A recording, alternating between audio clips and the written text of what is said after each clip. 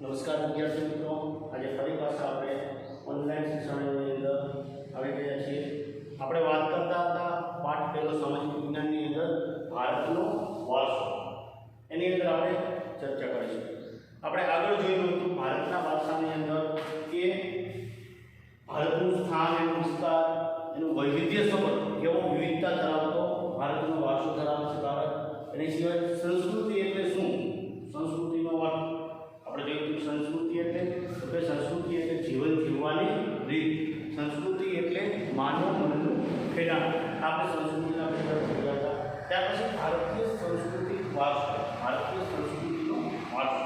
ભારતીય સંસ્કૃતિના વારસાની અંદર આપણે બે પ્રકાર જોયા.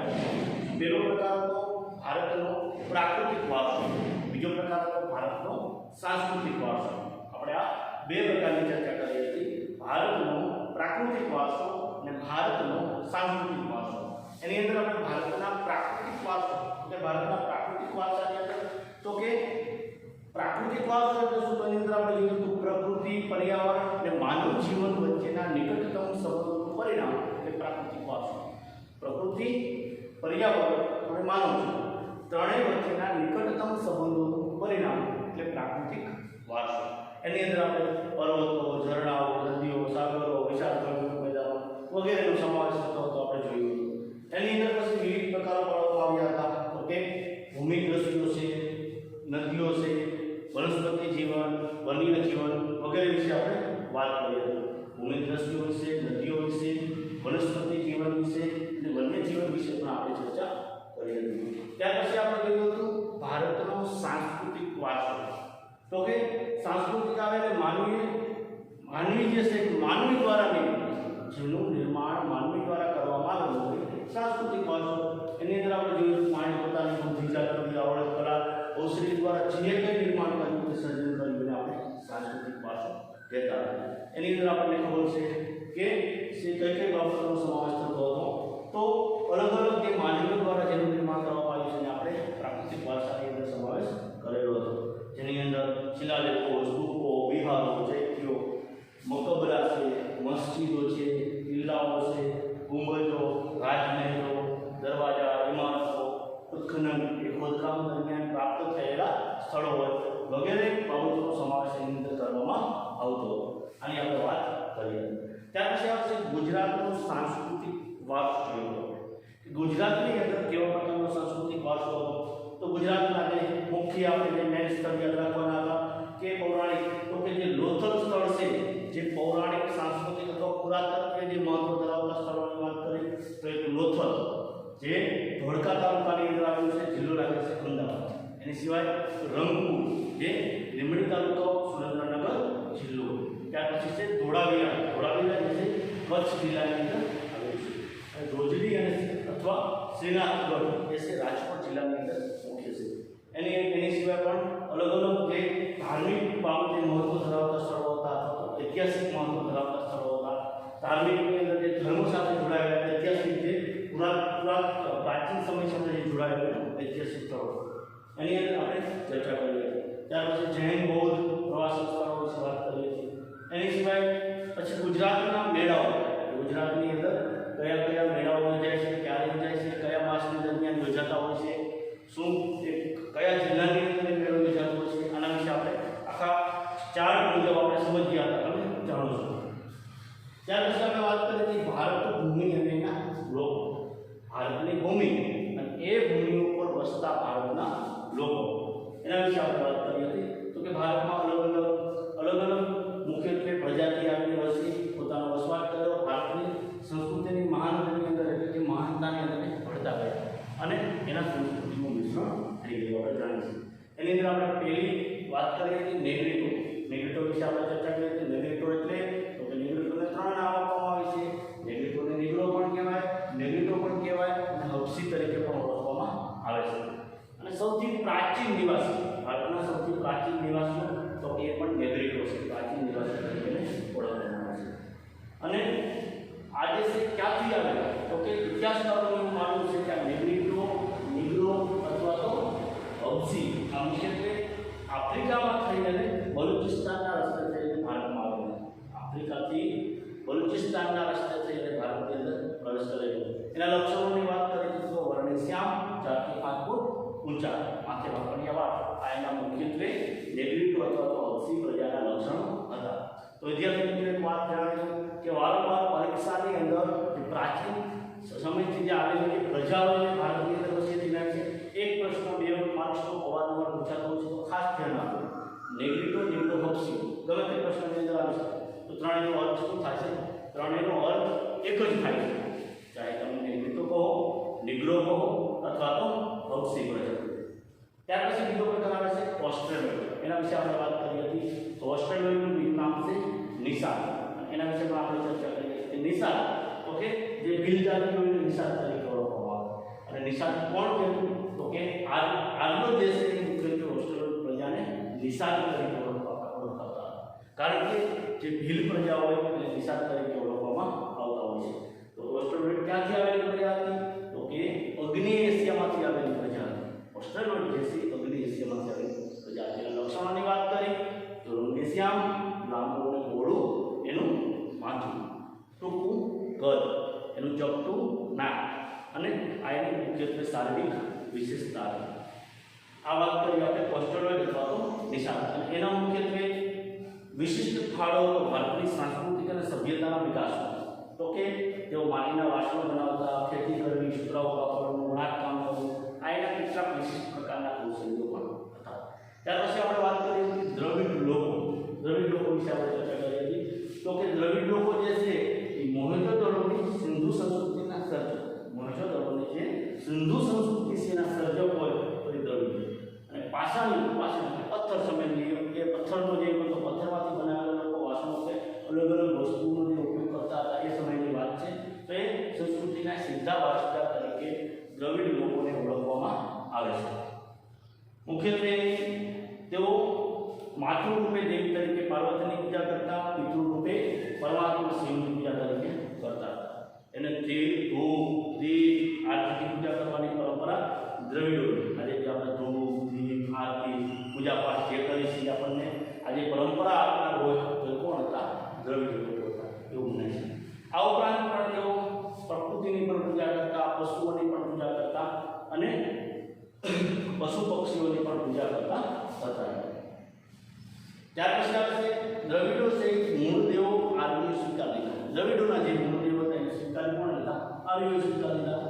ત્યાર પછી આપણે વાત કરી હતી કે એની અંદર કઈ પ્રચલિત પ્રથા હતી? તો કે માતૃ પ્રથા લોકોની અંદર પ્રચલિત હતી. ત્યાર પછી આપણે વાત કરી હતી અન્ય પ્રજા. અન્ય પ્રજામાં 3 હતી.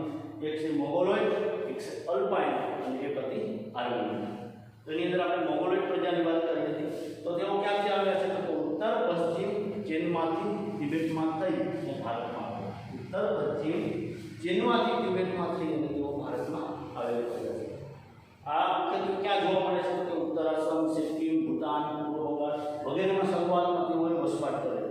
સમય જતા એની ભારતીયકરણ થઈ ગયું. એટલે લક્ષણોની વાત કરીએ તો એનો વર્ણ પીળો, ચહેરો ઝબકો, ઉપસેલા એના ગાલ, બધા આકારની આંખો. આ શારીરિક લક્ષણો કઈ પ્રજાના? મોગોલોઇડ પ્રજાના શારીરિક લક્ષણો શું હતા?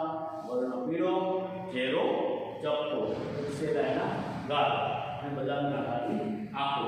મુખ્યત્વે આ મોગોલોઇડ પ્રજાના લક્ષણો હતા. ત્યાર પછી આપણે વાત કરી હતી અલ્પાઇન વિનાની અને ફોર્મેટ. એ સિવાય મોગોલોઇડ છે લોકો પીળા વર્ણના હતા, એટલા માટે એને કિરાત તરીકે ખાસ યાદ રાખો. પરીક્ષાની અંદર પૂછાયેલું છે. મોગોલોઇડ લોકોનો વર્ણ પીળો હતો એટલે તેઓને કિરાત તરીકે પણ ઓળખવામાં આવતા હતા. એના પછી અલ્પાઇન વિનાની ફોર્મેટની આપણે વાત કરીએ તો તેઓ મધ્ય એશિયામાંથી આવેલી. તો આપણે અગ્નિ એશિયામાંથી કોણ આવેલી હતી? તો કે ઓસ્ટ્રેલિયા. મુખ્યત્વે ક્યાંથી આવેલી હતી? અગ્નિ એશિયામાંથી આવેલી.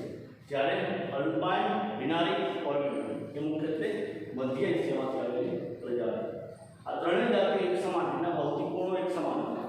આના ખાસ કરીને લક્ષણો ક્યાં જોવા મળે? મહારાષ્ટ્ર, બંગાળ, ઓડિશા, ગુજરાત અને સૌરાષ્ટ્રમાં તેઓ વધુ પ્રમાણમાં આ પ્રજા જોવા મળે છે. ત્યાર પછી આપણે વાત કરવાની છે પાંચમી પ્રજાના આર્યો. આર્યો વિશે આપણે ચર્ચા કરવાની છે. આર્યોની અંદર પ્રજા તે ભારતની આર્ય સભ્યતાના નિર્માતાઓ આર્ય લોકો હતા. આર્યોનું બીજું નામ છે નોર્વે. याद રાખજો વિદ્યાર્થી મિત્રો, આર્યનું બીજું નામ છે નોંધેડ. એટલે કે ભારતની આર્ય સભ્યતાના નિર્માતાઓ આર્ય અથવા તો નોંધેડ લોકો હતા. આર્ય સભ્યતાનું નિર્માણ થયું એના નિર્માતાઓ કોણ હતા? આર્ય અથવા તો નોંધેડ હતા. પ્રાચીન કાળમાં હિન્દુઓ આર્ય કહેવાતા. આર્યો એટલે કોણ? તો કે હિન્દુઓ. પ્રાચીન સમયમાં હિન્દુઓને આર્યો તરીકે ઓળખવામાં આવતા. પ્રાચીન સમયમાં હિન્દુઓ જે છે શું તરીકે ઓળખવામાં આવતા? આર્યો. તેઓની મુખ્ય વસ્તી જે પ્રદેશમાં હતી એ પ્રદેશને આર્યો નામ અપાયું. આપણે ઘણી વખત આર્યોનું નામ સાંભળ્યું છે. એટલે કે જે વસ્તી આર્યોની જે વસ્તી જ્યાં વસ્તી તેને મુખ્યત્વે શું નામ આપવામાં આવ્યું? આર્યવ્રત. આર્યોની જે વસ્તી જ્યાં વસ્તી તેને આર્યવ્રત નામ આપવામાં આવ્યું. પ્રાચીન સમયમાં પ્રથમ આર્ય વસ્તી વાયવ્ય ભારતમાં હતી. પ્રાચીન સમયની પ્રથમ આર્ય વસ્તીની વાત કરીએ તો એ વાયવ્ય ભારતમાં હતી. ત્યાં 7 મોટી નદીઓ વહેતી હોવાના કારણે તેમણે તેને સપ્ત સિંધુ નામ આપ્યું. મુખ્યત્વે પ્રાચીન સમયની વસ્તી ક્યાં હતી? વાયવ્ય ભારતમાં. વાયવ્ય ભારતની અંદર 7 મોટી નદીઓ વહેતી હતી. અને 7 મોટી નદીઓ વહેવાને કારણે એને શું નામ આપવામાં આવ્યું હતું? સપ્ત સિંધુ એવું નામ એને આપવામાં આવ્યું હતું. કારણ કે આર્યોની સૌપ્રથમ વધુ વસ્તી ક્યાં હતી? ભારત વાયવ્ય ભારતની અંદર હતી. ત્યાં મોટી 7 નદીઓ વહેતી હતી. એટલા માટે એને સપ્ત સિંધુ એવું નામ આપવામાં આવ્યું હતું. ઉત્તર વૈદિક કાળમાં આર્યવ્રતનો પૂર્વમાં મિથિલા એટલે કે બિહાર સુધી અને દક્ષિણમાં વિંધ્યાચલ સુધી વિસ્તાર થયો. ઉત્તર વૈદિક કાળમાં આર્યવ્રતનો પૂર્વમાં મિથિલા એટલે બિહાર સુધી, દક્ષિણમાં વિંધ્યાચલ સુધી એનો વિસ્તાર થયો. અન્ય સમકાલીન પ્રજા કરતાં તેઓ વધુ વિકસિત હતા. અન્ય જે સમકાલીન પ્રજાની આપણે વાત કરીએ એના કરતાં આર્યો છે વધારે વિકસિત હતા. કયા? આર્યો. અન્ય સમકાલીન પ્રજા જે થઈ એના કરતાં આર્યો વધારે થોડા વિકસિત હતા. આર્ય ભરત રાજા કે ભરતપુરના નામ પરથી આ વિશાળ પ્રદેશ ભરતભૂમિ. હવે જો આર્ય ભરત રાજા, આર્યનો રાજા હતો ભરત. એનો રાજા ભરત એટલે એના નામ ભરત રાજા કે ભરત કુળ. હવે એનું નામ હતું ભરત રાજા અને ભરત રાજા કુળ. ભરત રાજાનું કુળ એના નામ પરથી મુખ્યત્વે આ વિશાળ પ્રદેશ એટલે કે ભારત ભૂમિ, ભરત ખંડ, ભારત વર્ષ કે ભારત જેવા નામોથી ઓળખાવાના. આના ઉપરથી ભારતનું નામ પડ્યું. એ આર્યો છે એને મુખ્યત્વે રાજા હતો ભરત રાજા એટલે કુળ હતું ભરત. અને એના નામ પરથી આપણે ભારત ખંડ કહીએ છીએ, ભારત વર્ષ કહીએ છીએ કે ભારત છે. આવા નામથી આપણે આપણા દેશને ઓળખીએ છીએ, આપણે જાણીએ છીએ. આર્યો પ્રકૃતિ પ્રેમી હતા. પ્રકૃતિ તરફ એને વધારે પ્રેમ હતો. આર્યો કેવા હતા? પ્રકૃતિ તરફ પ્રેમવાળા એટલે પ્રકૃતિ પ્રેમી હતા. તેઓ વૃક્ષો, પહાડો, સૂર્ય, વાયુ, નદીઓ, વરસાદ વગેરેની પૂજા આરાધના કરતા. તેઓ વૃક્ષોની, પહાડોની, સૂર્ય, વાયુ, નદીઓ, વરસાદ વગેરેની તેઓ પૂજા આરાધના કરતા હતા. તેમણે આ દરેકની સ્તુતિઓની રચના પણ કરી છે. સ્તુતિ અથવા તો ઋચા. તેમણે આ દરેકની સ્તુતિઓ કે ઋચાઓ, કારણ કે જો પ્રકૃતિ વિજ્ઞાન માટે વૃક્ષો, પહાડ, સૂર્ય, વાયુ, નદીઓ, વરસાદ વગેરે તેઓ પૂજા આરાધના પણ કરતા હતા. અને આ દરેક સ્તુતિઓ કે ઋચાઓની રચના પણ કરી હતી. સમય જતાં વેદ પઠન પ્રચલિત બન્યું. જેમ જેમ સમય પસાર થતો ગયો એમ વેદોનું પઠન શીખવું પ્રચલિત બન્યું. સમયાંતરે તેમાંથી ધાર્મિક વિધિઓ થતી ગઈ. હવે જેમ જેમ સમય પસાર થતો ગયો એમ સમયાંતરે તેમાંથી ધાર્મિક વિધિઓ પણ શરૂ થઈ. અને તે પછી યજ્ઞાદિક ક્રિયાઓ ભારતમાં શરૂ થઈ. અને તે પછી યજ્ઞોની ક્રિયાઓ છે શરૂ ભારતની અંદર પછી શરૂઆત એની થઈ ગઈ. ભારતમાં આવેલી વિવિધ પ્રજાઓની સંસ્કૃતિના વિશિષ્ટ તત્વો અપનાવી લઈને એક સમગ્ર સંસ્કૃતિનું સર્જન થયું. હવે ભારતમાં આ વિવિધ પ્રજાઓ ભારતની અંદર આવી અને આ સંસ્કૃતિના વિશિષ્ટ લક્ષણો અથવા તો તત્વોને પોતાની અંદર અપનાવી એના કારણે સમન્વય સંસ્કૃતિ, બધી સંસ્કૃતિનું મિશ્રણ એટલે સમન્વય, એક સમન્વય સંસ્કૃતિનું નિર્માણ કે સર્જન થયું. સમયાંતરે ભારતમાં આવીને વસેલી આ બધી જાતિઓ વચ્ચે લગ્ન સંબંધો દ્વારા પ્રજાઓનું સંમિશ્રણ થતું ગયું. સમયાંતરે ભારતમાં આવેલી આ બધી પ્રજાઓ કે જાતિઓ વચ્ચે લગ્ન સંબંધો દ્વારા એકબીજા લગ્ન સંબંધથી જોડાતા ગયા. બધી પ્રજાઓ ભારતની અંદર આવી પછી લગ્ન સંબંધથી સમયાંતરે જેમ જેમ સમય પસાર થતો ગયો એમ લગ્ન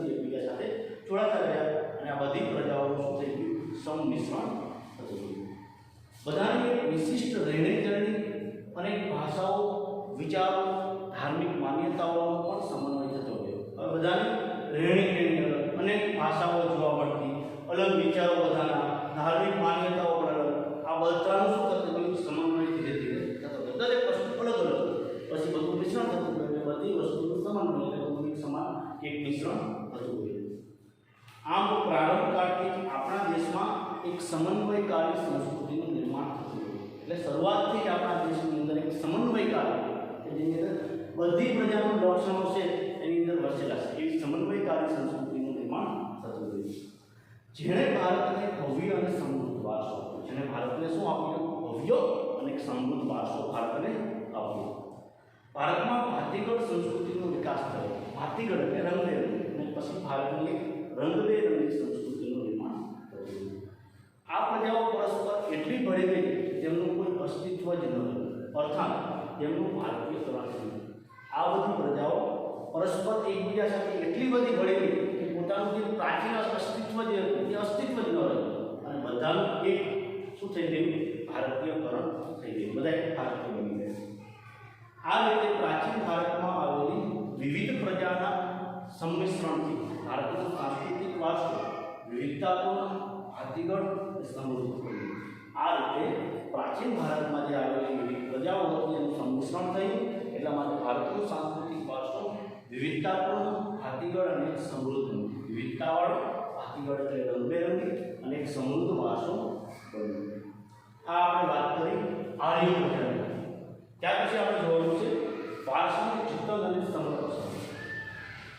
હવે વિદ્યાર્થી મિત્રો, આપણે જોયું કે વારસા વિશે આપણે વાત કરીએ તો વારસાનું જતન અને સંરક્ષણ. સંરક્ષણ એટલે રક્ષણ. ઓકે, વારસાનું જતન પણ થવું જોઈએ અને રક્ષણ પણ થવું જોઈએ. આપણને આટલો સરસ મજાનો સમૃદ્ધ ભારતને આપણને વારસો મળેલો છે વિદ્યાર્થી મિત્રો, તેનું જતન કરવું, રક્ષણ કરવું એ આપણા દરેક નાગરિકની ફરજ બને છે. કોઈ એક વ્યક્તિની ફરજ નથી બનતી. આપણા દરેક જે ભારતની અંદર વસે છે બધા ભારતના નાગરિકોની ફરજ બને છે કે આપણને જે આ પ્રાકૃતિક હોય કે સાંસ્કૃતિક હોય, જે આપણને આ વારસો મળેલો છે એનું જતન કરવું, એનું સંરક્ષણ કરવું એ આપણી ફરજ બને છે. અને એના માટે સરકારે પણ કેટલાક રીતે નિયમો, કાયદાઓ બનાવેલા હોય છે, અને એ નિયમો પ્રમાણે આપણે ચાલવાનું છે. એની સિવાય પણ આપણી પોતાની પવિત્ર ફરજ બને છે એનું જતન અને સંરક્ષણ કરવું. ભારતના વારસાની દરેક બાબતોએ ભારતને રળિયામણું, નયનરમ્ય, આકર્ષક બનાવ્યું છે. ભારતના વારસાની દરેક બાબતોની વાત કરીએ તો ભારતને રળિયામણું બનાવ્યું છે, નયનરમ્ય, ખૂબ જ સરસ અને આકર્ષણ પેદા કરનારું બનાવ્યું છે, અને ભારતને ગૌરવ અપાવ્યું છે. આના કારણે ભારતને ગૌરવ મળ્યું છે. આ ભવ્ય વારસાને સાચવીને વિશ્વમાં પ્રતિષ્ઠિત ગૌરવભર્યું અગ્રીમ સ્થાન પ્રાપ્ત થયું છે. અને આ જે ભવ્ય વારસો છે એને સાચવીને વિશ્વની અંદર એક પ્રતિષ્ઠા ધરાવતું ગૌરવભર્યું અગ્રીમ એટલે આગળનું સ્થાન પ્રાપ્ત થયું છે. અને તેને સાચવવું તે ભારતના પ્રત્યેક નાગરિકની પવિત્ર અને પ્રાથમિક ફરજ છે. આપણને જે આ પ્રાપ્ત થયું છે એને સાચવવું, ગૌરવભર્યું સ્થાન એ આપણા પ્રત્યેક નાગરિકની એક પવિત્ર અને પ્રાથમિક, પવિત્ર તો ખરી પણ પ્રાથમિક આપણી ફરજ બને છે. એક આપણને ભારતની અંદર ગૌરવભર્યું સ્થાન મળ્યું છે વારસામાં, એને સાચવવું એ આપણી પવિત્ર અને પ્રાથમિક આપણી ફરજ બને છે કે આપણે એને સાચવવું જોઈએ. આપણે આપણા પ્રાચીન ઐતિહાસિક મૂલ્ય અને મહત્વ ધરાવતા વારસાના સ્થળોને કોઈ નુકસાન ન પહોંચાડે અને તેનું જતન કરે તે માટે બંધારણમાં નાગરિકની મૂળભૂત ફરજો જણાવી છે. આપણને જે આપણા પ્રાચીન ઐતિહાસિક મૂલ્ય અને મહત્વ ધરાવતો જે વારસો મળ્યો છે એ સ્થળોને કોઈ નુકસાન ન પહોંચાડે અથવા તો એનું જતન કરે એ માટે બંધારણની અંદર પણ નાગરિકની મૂળભૂત ફરજો, બંધારણની અંદર પણ આપણને મૂળભૂત ફરજો આપવામાં આવી છે કે આપણને જે આ વારસો મળ્યો છે એને કોઈ નુકસાન ન પહોંચાડે અથવા તો લોકોનું જતન કરે એ માટે બંધારણની અંદર પણ એને મુખ્યત્વે આપણને ફરજો આપવામાં આવી છે. જે મુજબ આપણા ભારતીય બંધારણના અનુચ્છેદ 51 ક, યાદ રાખજો ખાસ વિદ્યાર્થી મિત્રો, અનુચ્છેદ 51 ક, અનુચ્છેદ 51 કમાં ભારતીય નાગરિકની જે મૂળભૂત ફરજો દર્શાવી છે. દરેક વિદ્યાર્થી મિત્રો તમે પાઠ્યપુસ્તક લો ત્યારે પાઠ્યપુસ્તકનું પ્રથમ પદ ખોલશો એટલે મૂળભૂત ફરજો આવી હશે. એ મુખ્યત્વે 51 ક કલમમાંથી લેવામાં આવી છે. એ મૂળભૂત અનુચ્છેદ કયો કે ફરજો કયો, કલમ કયો, બે એક જ. એ 51 કની અનુચ્છેદની અંદર આપણે શી ફરજો આપણે જોવાની છે.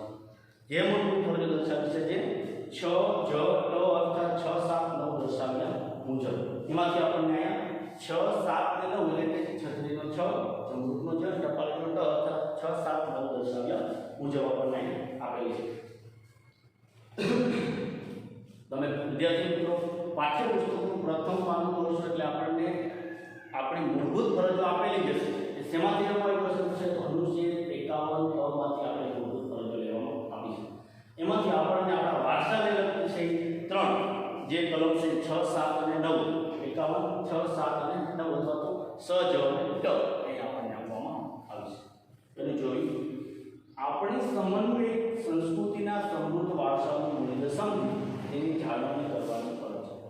આપણને સમન્વિત સંસ્કૃતિના સમૃદ્ધ વારસો બધી સંસ્કૃતિનું મિશ્રણ થાય અને આપણે જે સંસ્કૃતિનો સમૃદ્ધ વારસો મળ્યો છે એનું મૂલ્ય એની કિંમત છે આપણે સમજવી જોઈએ અને એની જાળવણી કરવી એ આપણી ફરજ છે. આ 51 ક અને એની અંદર 6 એની અંદર 51 6 ની અંદર આપવામાં આવે છે. બીજું જંગલો તળાવો નદીઓ અને વન્ય પશુ પંખીઓ સહિત કુદરતી પર્યાવરણનું જતન કરવાની અને તેની સુધારણા કરવાની અને સર્વ જીવો પ્રત્યે અનુકંપા રાખવાની ફરજ.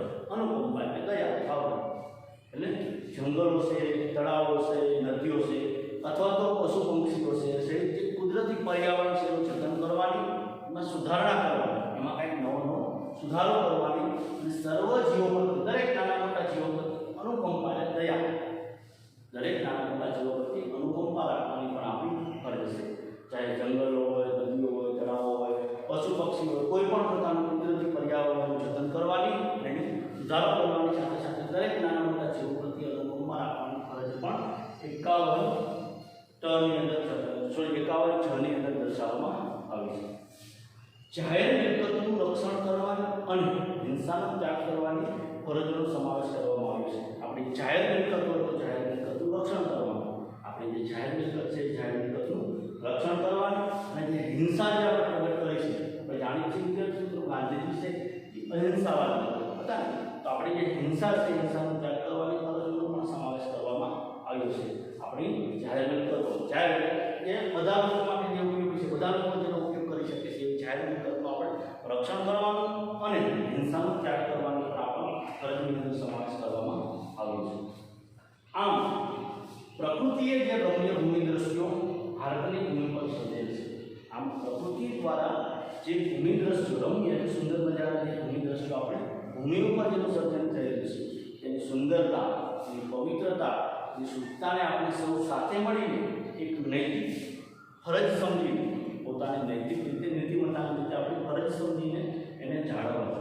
એટલે કે પ્રકૃતિએ જે આપણે સરસ મજાના ભૂમિ દ્રશ્યો આપ્યા છે આ ભૂમિ ઉપર એનું સર્જન કરેલું છે એની સુંદરતા છે એની પવિત્રતા છે એની શુદ્ધતા છે એને આપણે સૌ બધાએ સાથે મળીને આપણી એક નૈતિક ફરજ સમજીને એને આપણે જાળવવા જોઈએ.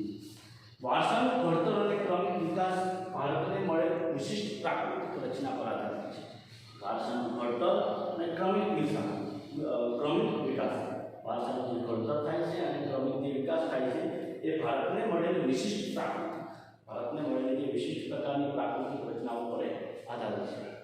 પ્રકૃતિ દ્વારા ભારતને અઢળક સમૃદ્ધિ પ્રાપ્ત થઈ છે અને પ્રકૃતિ દ્વારા જ આપણા ભારતને અઢળક પ્રકારની સમૃદ્ધિઓ પ્રાપ્ત થઈ હોય તો પ્રકૃતિ દ્વારા થઈ છે. અને આ પ્રાકૃતિક વિશિષ્ટતાઓએ ભારતને દરેક ક્ષેત્રોમાં વિકાસ માટેની અનમોલ તક પૂરી પાડી છે. અને આ જે પ્રાકૃતિક વિશિષ્ટતા આપણા દેશની અંદર રહેલી છે એને ભારતને દરેક ક્ષેત્રની અંદર વિકાસ કરવા માટેની અણમોલ જેનું કોઈ કિંમત ન થઈ શકે એવી અણમોલ તક પણ એને પૂરી પાડેલી છે. ભારતનો વારસો સદીઓથી ભારતના લોકો દ્વારા ભારતનો આપણો જે વારસો છે એ સદીઓથી આપણા ભારતના લોકો દ્વારા આર્થિક રાજકીય સામાજિક અને સાંસ્કૃતિક ક્ષેત્રે કરેલ વિકાસનું પરિણામ છે. અને આ આપણો વારસો છે સદીઓથી વાત કરીએ તો ભારતના લોકો દ્વારા ચાહે આર્થિક બાબત હોય રાજકીય હોય સામાજિક હોય સાંસ્કૃતિક દરેક ક્ષેત્રે જે વિકાસ થયેલો છે એનું મુખ્યત્વે પરિણામ છે. વિદ્યાર્થી મિત્રો આ આપણે આપણા વારસા વિશે આપણે પહેલો પાઠ ભારતનો વારસો અહીં આપણે સમાપ્ત કરીશું. તો વિદ્યાર્થી મિત્રો મારે તમને એક જ વાત સમજાવવાની છે કે કોઈ પણ જગ્યાએ કોઈ પણ પ્રકારનો પ્રાકૃતિક વારસો હોય સાંસ્કૃતિક વારસો હોય તો આપણે એનું જતન કરવાની આપણે ફરજ બને છે. આપણે કોઈ પણ પ્રવાસી ગયા હોય કોઈ પર્યટન માટે ગયા હોય